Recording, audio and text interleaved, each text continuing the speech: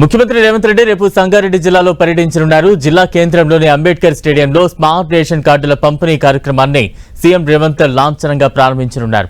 CM Revanth వస్తుండటంతో స్థానిక నేతలు భారీగా ఏర్పాట్లు చేస్తున్నారు. 1,00,000 మందితో సభ నిర్వహించేలా భారీ ఏర్పాట్లు చేస్తున్నారు.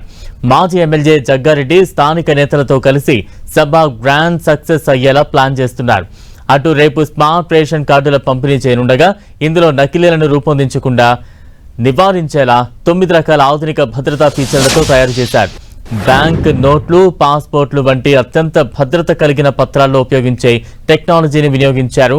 పైన ఎడమ వైపు ముఖ్యమంత్రి రేవంత్ రెడ్డి, కుడివైపు పౌర సరఫరాల శాఖ మంత్రి ఉత్తమ్ కుమార్ రెడ్డి చిత్రాలను ముద్రించారు. రేషన్ కార్డు నంబర్, కుటుంబ యజమాని పేరు, చౌక ధరల దుకాణం సంఖ్యతో పాటు గ్రామం, మండలం, జిల్లా, రేషన్ కార్డుదారు ఇంటి చిరునామా వివరాలున్నాయి. కుటుంబ యజమానిగా మహిళల పేర్లనే ముద్రించారు. సాంకేతికమైన పలు భద్రతా ఫీచర్లు జోడించడంతో ఈ కార్డును స్కాన్ చేయగానే లబ్ధిదారుల వివరాలు నిర్ధారణ కానున్నాయి.